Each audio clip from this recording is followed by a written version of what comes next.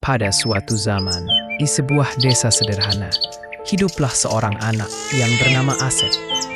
Asep lahir dari keluarga yang sangat miskin. Ayah Asep pemalas, suka berjudi, dan tidak peduli pada Asep. Hanya ibunya lah yang menyayangi Asep sepenuh hati, menjadikan Asep lebih dekat dengan ibunya dan takut pada ayahnya. Asep adalah anak yang sangat manja pada ibunya hingga dia berumur 5 tahun. Walaupun dia sudah berumur 5 tahun, Asep selalu minta minum ASI ibunya. Tapi karena ibunya sangat sayang pada Asep, dia selalu memberikannya walaupun tidak ada ASI yang keluar. Masa kanak-kanak Asep tidaklah bahagia. Dia sering diperlakukan tidak baik oleh teman-teman sebayanya karena dia miskin. Suatu hari Asep sangatlah kesal karena diejek miskin terus. Dia berpikir bagaimana untuk mendapatkan uang banyak. Namun pemikirannya yang pendek membuat dia berkeinginan untuk mencuri uang dari warga desa. Dengan tubuhnya yang kecil dan lincah, Asep dengan mudah mencuri uang mulai dari pedagang pasar, rumah warga. Bahkan Asep bisa mencuri uang langsung dari saku celana warga tanpa diketahui. Di kejauhan, terlihat Agus sang dukun sakti desa itu sedang memperhatikan aksi pencurian Asep. Asep pun memamerkan uang hasil curiannya dan membagikan ke teman-temannya. Barulah Asep diajak bermain dan diterima oleh teman-temannya. Asep tampak bahagia sekali, tapi kemudian dia sadar bahwa uang yang dia miliki sudah habis dan Asep akan mulai mencuri lagi. Warga desa pun resah dengan kasus kehilangan uang ini.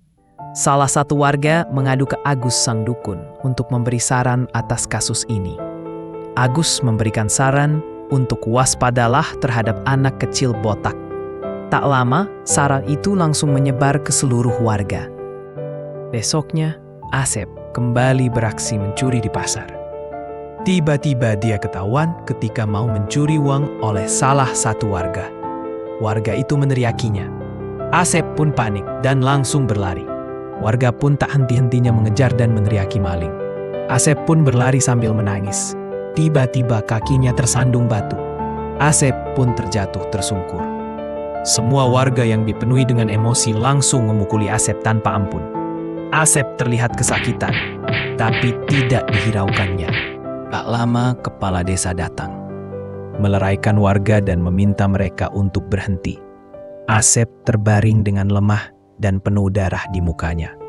Kepala desa langsung memeriksa keadaan Asep, dan nafas Asep sudah tidak berhembus lagi. Kepala desa langsung membawa Asep ke rumahnya dan melaporkan kepada keluarganya. Setelah kepala desa sampai di rumahnya dan memberitahu kejadiannya, Ibu Asep langsung menangis histeris sambil menggendong Asep. Ayah Asep hanya terdiam membisu. Dan kemudian Asep dikuburkan. Setelah warga desa meninggalkan tempat kejadian, terlihat Agus si dukun mengambil darah Asep yang ada di tanah. Dia memasukkannya ke dalam kendi, kemudian pergi begitu saja. Malamnya bertepatan dengan malam Jumat Kliwon.